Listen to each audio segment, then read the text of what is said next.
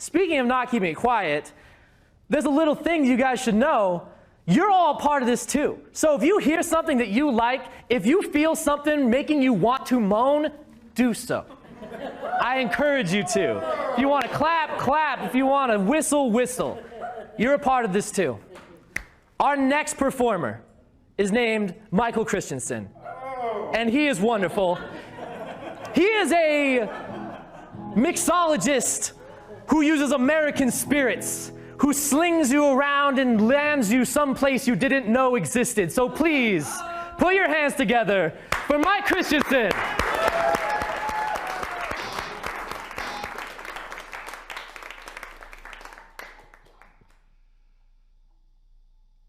This poem was originally going to be about H.P. Lovecraft and William Faulkner going on a road trip to the mythical South. The spring of 1923 would have been a good time. Lovecraft's mother had just died in the asylum, and he was very depressed, and Faulkner's book of poetry hadn't come out, and they weren't busy, you know, they could have done that. But poems are like cats. You can tell them what to do. They're not going to listen to you. So it went off and did its own thing. And it's called Yoknapfhtagn County. Better options fail to manifest past midnight. You've traveled a considerable distance. Things here don't look the same. There's a salty tang of brine in the air, and the feel of something you cannot name staring at you from the depths of the bayou. The water burbles like a dark Cabernet. The air is hot and wet and hard to breathe. Night's coming.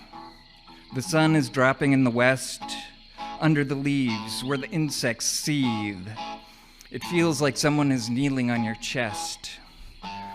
Overclocked senses devouring every scent and sound, the tiniest deviations in the gloom, black on blacker, shadow on shade. Night falls like a boom. Dark, starless, retrograde. The trees don't look right here. They linger and loom.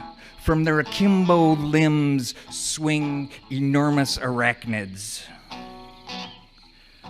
The swamp and twilight intermesh. You think you catch a glimpse of a fish the color of pale flesh. And the bats. Don't get me started on that. Winged rats come out at sunset with erratic flight patterns and the ability to teleport short distances. Claws that get stuck in your hair like a burr. But the bats ain't half as bad as the flying squids, with their blue electrical tentacles and wings like the sails of an old pirate ship raised up from the ocean floor to soar through the humid rot of this eldritch swamp.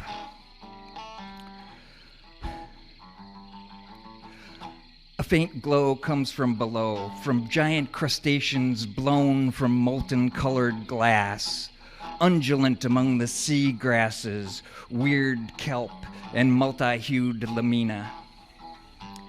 Clouds spread across the moon like cancer. Next to the first moon, a ghost moon appears, poised like a scythe to rip the thick velvet of the nightmare, the stars 1,000 eyes, looking down on every mutant and miscreant, every innocent and ignorant, every predator and future cadaver. You see a raft of decomposing vegetation and strange flowers floating, and on it a weird door, worm-eaten, slanting, but still standing. Through the threshold you see a once fine and stately manor, a blasted tower, a crypt. You think you're looking into the past, but the past isn't over. It's only just begun. Y'all been rambling for a spell. You don't know where you are, but you feel this place has been erased from all of the maps intentionally.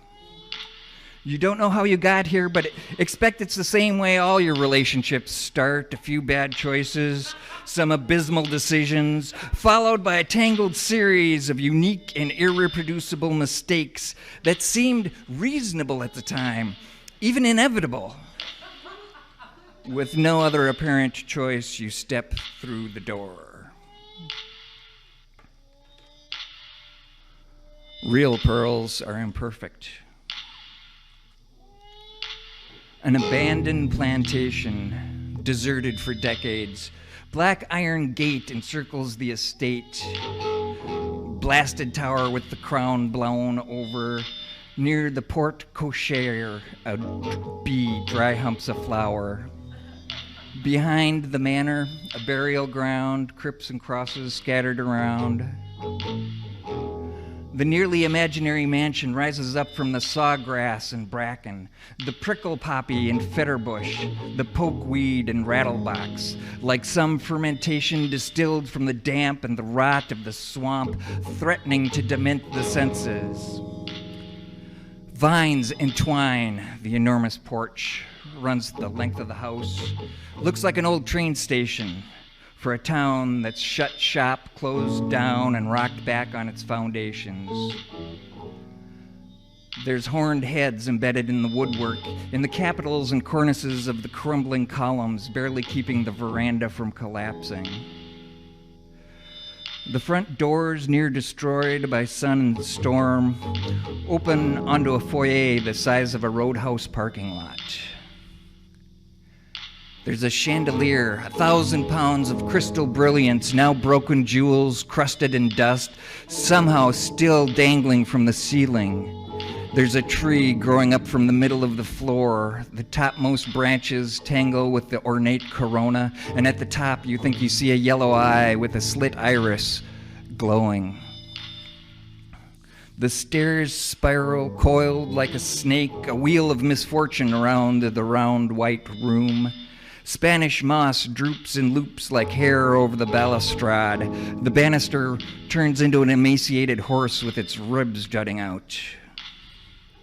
Around the tree, scattered debris, decay of decades, swirled in a whirlwind, drunken tune of a calliope rattling in your hand like a pebble in a can, like a junkyard of the mind, filled with tin scraps, snipped wires, spilt oil, dead batteries, ripped wrappers flitting in the breeze. You grab a grimy, half-eaten leaf torn from a grimoire, but the letters skitter away, insects maddened by the light, somehow radiating from beyond the ceiling. Suddenly, in the graveyard, in the backyard, in front of a sculpture of a fool tortured forever, dangling from a rope from his foot, you wonder if he's the one that's upside down. The door to the crypt is open a bit. A trap door in the floor beckons descent beneath the earth. Inside, the downstairs lead in an unwinding spiral. Time bleeds until it opens onto a subterranean cavern, cool, or you have a fever, and an inability to accurately comprehend the passage of time skips, and shudder at the sight of a dead smile, lips retracted in hunger. You're in the bedroom of the undead. On a stone altar, a laughing cadaver guarding the only way out, a door through which no human flesh can pass. A door of dreams reached beneath the roots of a buried America, past the unblinking eyes of the sleepless sentinel, through the maze with only one path, over the rainbow drained of color, free and wild and beyond good and evil, to finally find out why the milkman shudders when he perceives the dawn.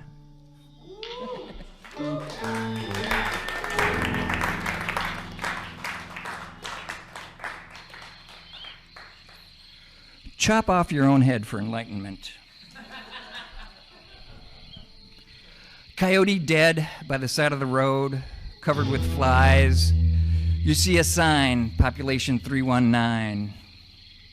All heads are artificial, but the hair is still alive. Between composition and decomposition, there is only seizure and convulsion. A man in a chair outside a shack turns toward you as you pass. A hermit with eyes pasted shut from spending too long looking inside says, "There was a robbery at the apothecary. No one knows what got stole except old Scratch and me." walk the dirt road into town. Every attic with a creak and a clack, planks tapped by ghasts, trapped in a cellar where they keep the mutant spawn of farm boys in jars, admonitions of love gone wrong, and there's something growing in the basement, mellifluous and effulgent.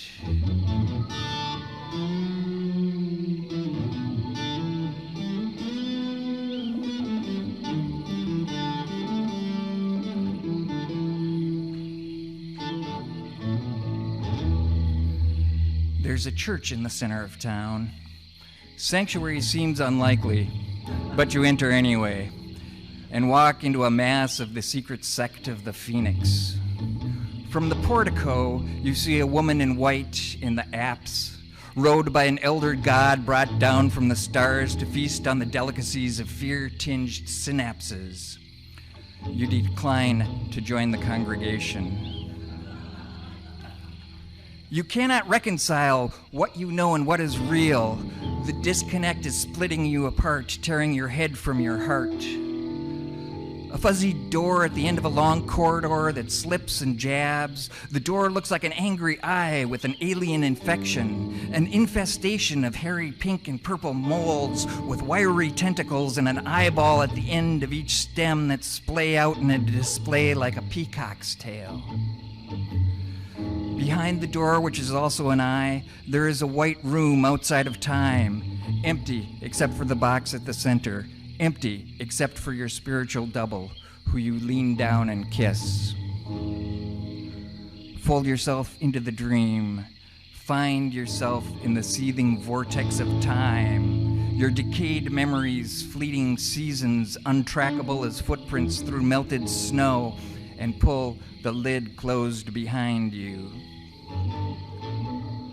So, how long y'all planning to spend or be spent in Yoknapfhtagn County?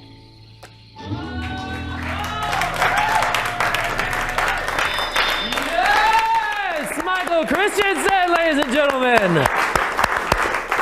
Oh my God. So, I would watch that movie just over and over and over and over again. I love that. Mike, thank you so much.